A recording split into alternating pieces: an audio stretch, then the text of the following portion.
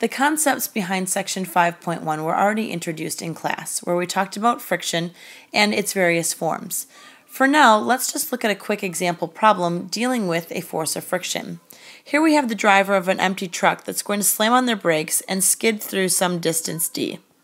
If this were the truck, and that's actually a pretty bad truck, but you guys know my drawings. So if this were the truck, we know that gravity is trying to pull down on this truck. We know that the normal force is pushing up on the truck. And in fact, if we were to sum up the forces in the y direction, these two forces would simply balance each other out. So really, we don't need to pay much attention to the y direction in this problem. What we're looking at is how far this truck is going to skid when it's coming to a stop. So really, we're looking for this kinetic friction that would be taking place in this problem because this truck is in fact sort of skidding to a stop. Now, when we look at the work that would be involved with this, we really want to sum up all the forces in the x direction.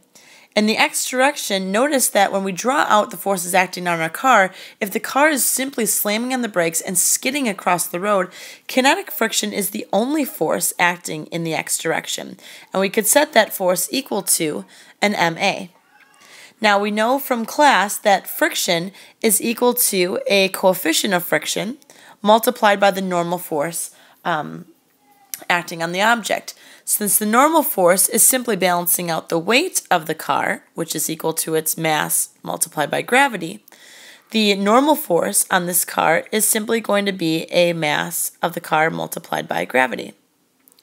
Now the question is, if it skids through a distance d when it's empty, what would happen if we loaded this truck up? What if we put a whole bunch of stuff in here that really doubled the mass of the entire truck? What happens then? When we look at our equation for the sum of the forces acting on the car and what kind of acceleration or deceleration we could say that would ultimately cause, you'll notice that the masses of this truck actually end up canceling out so that the acceleration of the truck is simply dependent on the coefficient of friction and gravity in that location. So really, we could argue that the mass of the truck is unimportant in finding that distance that it's going to skid through.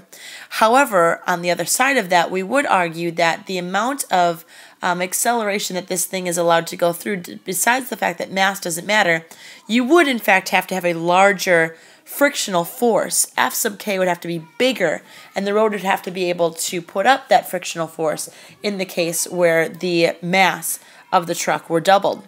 Now this simply got us to the acceleration of the truck, but this is not yet a skidding distance. So we would have to relate this to a kinematic equation to find the actual distance that this truck would skid. One way to get to that would be to take the VF squared equation, which is VF squared equals VI squared plus 2A and that distance that it would move through. We know that the truck is coming to a stop, so its final velocity is 0. The VI is some initial velocity that it's starting with. And then we have this acceleration, which we could call a negative if we wanted to. If we want to say everything moving back in this direction were a negative value, we could say that this acceleration was also a negative mu times g. And then that being multiplied by your displacement. So if we move this whole negative 2 mu g delta d over to the other side, it would now become a positive. And we could solve for that delta d being a vi squared all over 2 mu g. And again, this is independent of the mass of the actual vehicle. What we could, however, look at is what would happen if we were to change the initial velocity of the car. So although we're saying the mass of the car would not alter that skidding distance, what if we did change the initial velocity? Let's say, for example, that the initial velocity were only half of what it was in this problem. Basically, this VI would now be half as big as it were before. This entire term is being squared, so really what's going to come out here when we square that 1/2, we would have 1/4 VI squared over 2 mu g.